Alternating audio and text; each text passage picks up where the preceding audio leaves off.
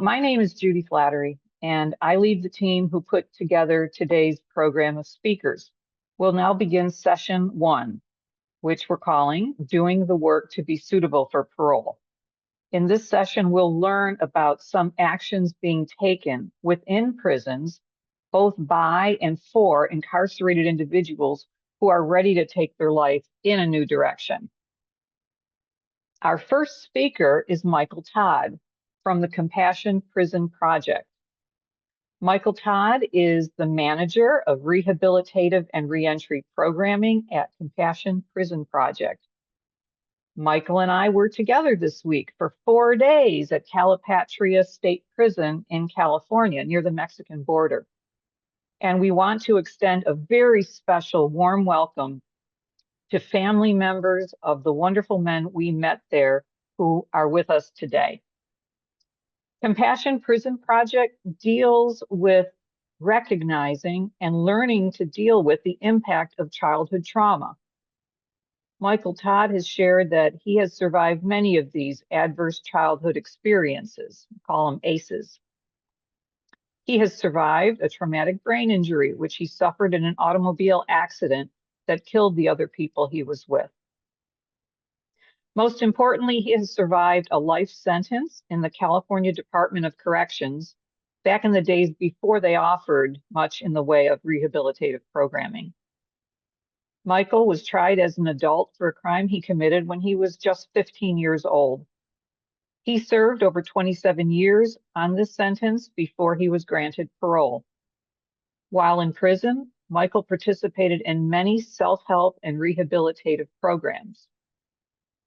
Since being released, Michael has continued to work to make a difference in the way that people view people in prison and view those who are released from prison. He facilitates classes teaching people about the types of trauma that can lead to crime and that come from crime and how to heal from it. At some point during one of these Compassion Prison Project events that we have at prisons, we're asked to introduce ourselves to the prison residents who are attending the program. When Michael introduces himself, the attendees lean forward to catch every word he says. He has their respect. Michael didn't leave prison and forget about those he left behind. He returns again and again, sharing hope and practical wisdom about what it will take to confront and address the issues of the past, to demonstrate authentic rehabilitation to key decision makers once they're out, and to create that new future. We will have a short Q&A following Michael's talk. Please put your questions in the chat. Welcome, Michael Todd from Compassion Prison Project. Thank you, Judy. As Judy said, my name is Michael Todd. I'm the manager of Reentry and Rehabilitation for the Compassion Prison Project. I am formerly incarcerated. I was arrested at 15, tried as an adult, and sentenced to 25 years to life in prison. On that 25 years, I served 27 years. And the reason for that is because I went in there with the idea that I had no hope. They told me I was going to prison to die. So I went to prison to die, and I did everything I could to stay there and die in there. But how did I get there? That's the question everybody wants to know. Whether it's your family, yourself, the families of your victim, they all want to know why. Why did this happen? How did you become this person? So, as way of introduction, I can tell you that my very first memory was when I was 3 years old and was watching my dad try to kill my mom with a hammer. And she had to lock herself in a car to get away from him. And I could do nothing. And when I was 9 years old, I watched my dad try to shoot some people because they brought someone to his party that he didn't like.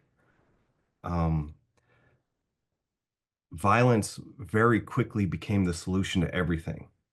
I didn't know how to fit in, so I decided to fit out. You know, my parents divorced shortly after, or they separated shortly after I was 3, and I was sent to live with my grandmother. And as much as she loved me and protected me and wanted to take care of me, I had an uncle in the house who sexually abused me.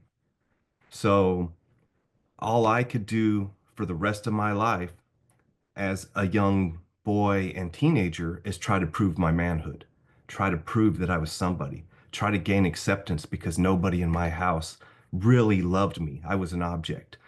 So I had to develop some survival mechanisms and belief systems which were flawed.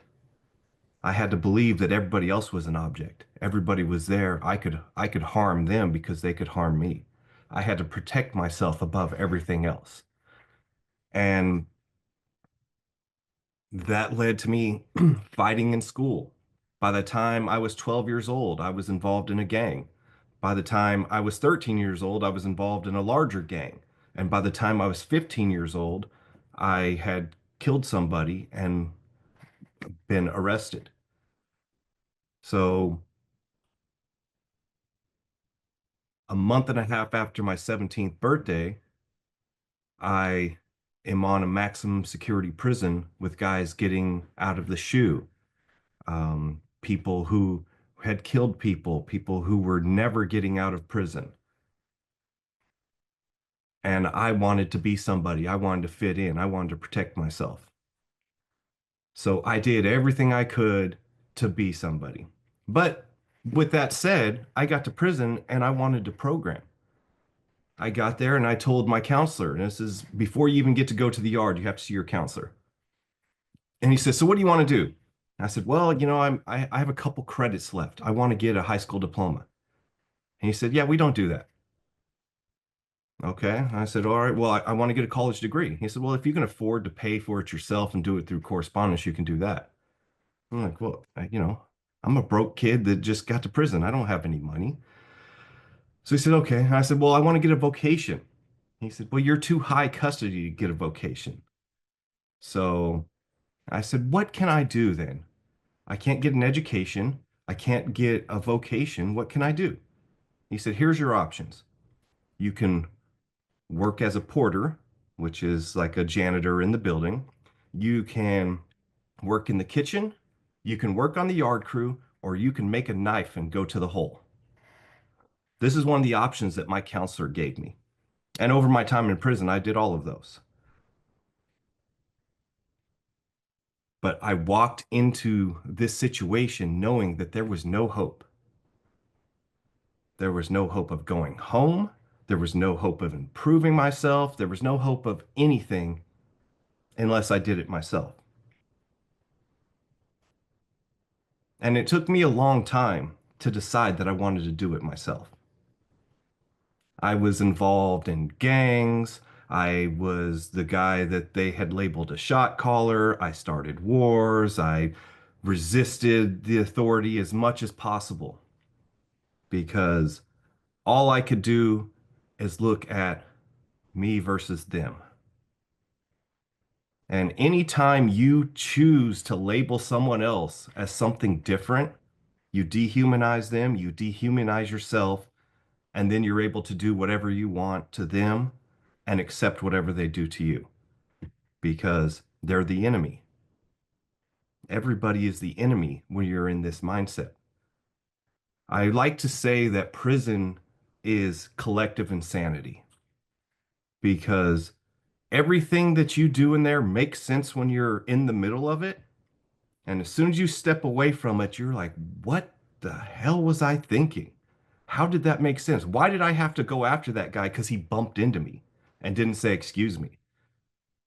In prison, you can't let that go. Your image means everything. So if somebody doesn't say, excuse me, then now you're the guy that everybody's going to keep disrespecting. And it takes a long time to get past that need for acceptance and recognition. That's what led me to prison to begin with. That's what led me to gangs. I didn't know how to be myself. I was scared to let anybody see me. So, having done this and went through all of these different experiences, it took me, a good 15, 20 years before I really started thinking outside of just immediate, let's live here. You know, because I'm like, this is it. This is all I have. Nothing is going to change. They're not providing me programming. They're not doing anything. Later on, they brought NA and AA back into the prisons, but most people went there only because they were sentenced to uh, that class because they got a dirty drug test or caught with drugs or whatever. So no one wanted to be there to improve. And probably about 2014, there was a shift towards rehabilitation in prison. People started their own classes. It wasn't provided by CDCR. It was provided by the other guys on the yard who said, hey, let's start working on these things. Let's start talking about how we got to prison. Let's start preparing to go home. And this is at a time when we really weren't allowed to think that we could go home. They said if you had life, life was life. You were not going home. And as I got into uh, a computer class, as I started taking Toastmasters, as I started taking lifer groups, the guys that I had been on the yard with were saying, hey, you should drop out of those classes. Come back here out here onto the yard. Carry a knife. Just in case something happens. And I kept looking at them and I was like, why do these guys keep trying to keep me in prison? You know, I'm like, I want to go home. I want to learn how to use computer because that's what the world is. And all these guys that I saw as my enemies are now in these self-help groups. And they're saying, hey, why don't you learn about your triggers? Why don't you learn about your causative factors? Why don't you learn about what sent you to prison to begin with? So there was a paradigm shift in me because I'd been living a life of hating others and fear of letting them know who I was. And these guys now want to help me get out of prison. With that change, I also started working in the program office at the prison I was at, and I started looking at the COs who had always been the enemy also as coworkers. We got out of this cops and cons mentality, and we actually cared about whether the other one got in trouble. So now my resistance to authority had now been these guys are my friends. They care about me. So I was able to just shake off everything that they had put in my mind for all those years, that everybody's the enemy. You're on your own. Your gang's your only people that you have. Fortunately, I got transferred to Lancaster, a facility there, and I got into a dog program. I learned how to train service dogs. I started taking more programming. And before I got there, I went to the parole board and they said, you know, it looks like you're starting to program, and we think that you're going to be found suitable for parole. It won't be today, but one of these days, you know, we believe you'll be found suitable. And I thought I was going to get a 15-year denial. So a 5-year denial was a victory to me. And I said, wow, they just gave me hope, something I have not had for over 20 years. And I started working and doing the work and internalizing these things and preparing. And while I was in Lancaster, Fritzy Hortzman and the Compassion Prison Project came in and they did one of the compassion trauma circles, which has become Step Inside the Circle. And they started talking about childhood trauma and how we got there and what happened to us and what made us the people that we were that could commit these types of crimes. And nobody was talking about that at that time. It's become pretty common with the self-help groups now, but nobody was talking about it then. And it made a huge difference. I mean, when you look at our 16-week curriculum, when you get to the eighth week, they're talking about violence, the roots of violence, how you became this type of person. And if I would have known that stuff when I was a child, maybe I wouldn't have went to prison. If I would have learned about it as soon as I got to prison, maybe I wouldn't have continued along that lifestyle. Maybe I wouldn't have continued hurting people and allowing myself to be hurt because I didn't know how to be myself. My whole identity was wrapped up in an image. And through these classes, you start looking at, you know, they have victim impact. You get to see people who were harmed by crime. They come in and they tell us, like, this is what happened to me. This is how I feel. And then you become ashamed of the person you were. All the pride you had in your gang and the lifestyle you were living, that all goes away because now you're like, you get to see other humans that you've harmed. Even if you didn't harm that specific person, your lifestyle harmed so many people. So I was able to look at that, look at myself, look at the community and say, I want to be a part of society. I don't want to be an outcast. I don't want to stay on the outside. I don't want to hurt people. I don't want to be hurt anymore. So how do we cure this? And this is what we've learned is that we have to love one another. We have to put aside those differences that we've created that we've made so important in our lives that really don't matter. All that matters is that everybody can grow up happy, healthy, safe, and it's incumbent on us in this generation to stop the cycle of trauma and these adverse childhood experiences that the children go through. And that's what the work of the Compassion Prison Project is aimed to do. Because Fritzy always goes into prisons and she says, I come in here to teach you guys this so you can be the messengers to the world. People outside don't have time. They're on their phones. They're doing all this stuff. They're not doing this work. You guys have had the time to do this work. You've done the work, and you can come home and teach us. You can show us how to change the world. And for me, that is my highest obligation, and that I have no choice. I have to come out and do this. I caused so much harm as a child. I caused harm while I was in prison. And every guy that I know in prison, it doesn't matter if they're the toughest gangbanger, when you go and you talk to them on their own and say, what would you change if you could? Every single one of them says, I would go out there, I would work with the youth, and I would teach them not to do the things that I did. I don't want them to have the life that I had. Doesn't matter if they're still in the gang. They don't want the kids to be in the gangs. So this is why we do the work. I encourage you, follow Compassion Prison Project, watch Step Inside the Circle, follow us on social media. We have a community meeting every week. Please come to community meeting and meet other people who are like-minded. And thank you so much for your time. Thank you. Wow.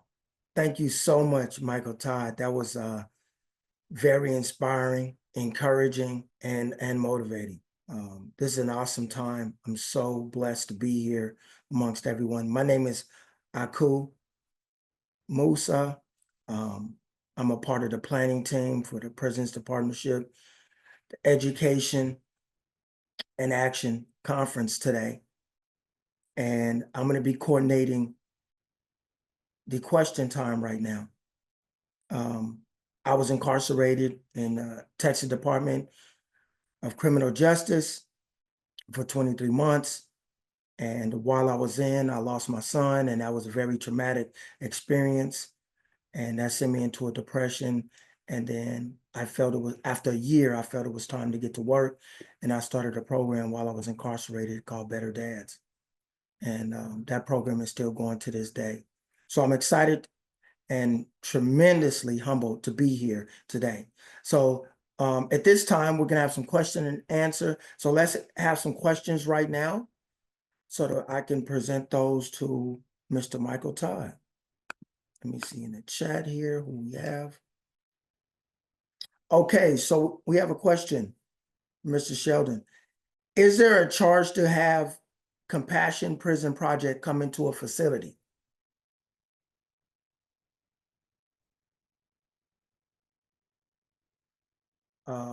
Are you muted, Mr. Todd? Okay, there you go. There you go. I was trying to send you a message. I was muted. There is not a charge. We are, especially if it's in California, we have grants from CDCR that allow us to do the work in there. We are in 20 of the 32 prisons in California. We're getting ready to go into a couple more. We are in 9 different states in the US. We are in Colombia, we are in Northern Ireland, we are in New Zealand. Awesome, awesome. Let's get another question. Do you go into Soledad prison? Yes, we go into CTF all the time. We recently did a documentary on the veterans in prison in CTF. Awesome. What about New York? We don't currently go into New York. It's a matter of funding and invitations, but if we get invitations and or funding, we will go in there. Okay. What about Old Folsom Prison? Yes, we have been in Old Folsom. We actually did our workshop in the same chow hall that Johnny Cash gave his concert in. And we are setting up our Trauma Talks 16-week curriculum there. We're just waiting to get a room and a sponsor to do it. Awesome, awesome. Someone asked about Louisiana and Ohio. Same thing. We are looking for funding and we're looking for invitations. Fritzy has been all over the country. If someone says, hey, you can come in, she'll go over there. We've also worked with the officers in Washington and New Zealand. We recently did a training with the officers in Chowchilla, knowing that they've had a lot of issues recently. We do have some volunteers in the different states and different countries. So if you come to our community meetings, sometimes you can coordinate with them and they can get you information to get into certain institutions. All right, wonderful. And what are your funding sources to keep your program going? And are you in Georgia? So our funding, we have grants and we have donors.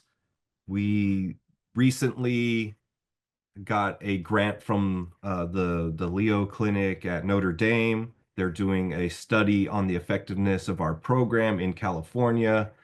But most of it comes either through the Wright grant in California, which is spread out between different community-based organizations that work with people in prison.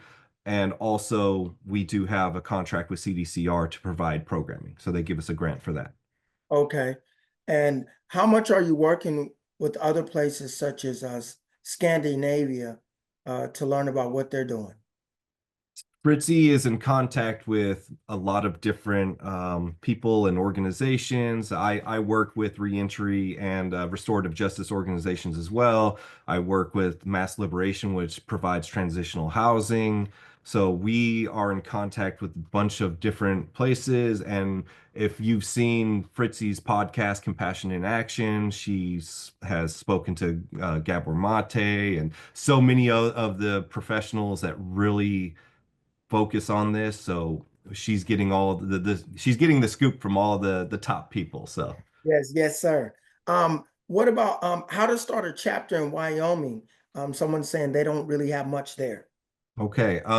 So we do a lot of volunteer work. We have a letter writing campaign. So if you want to get paired with somebody in prison so you can write letters to them. You would reach out to Jill Lord. Is it Jill.Lord? Jill.Lord at compassionprisonproject.org. She's our volunteer coordinator, and she can tell you about the different things that we do. She can pair you with a letter writer, and again, come to the community meetings and we can discuss more. Okay, great. Are you in Mississippi? I think there's been something there, but it's all through volunteers. There's no official chapters anywhere outside of California. Okay. And when you're raising funds, like what are the funds actually paying for? So it depends on what it is, because we're typically getting grants for specific things, which is going in and doing trauma work in prisons.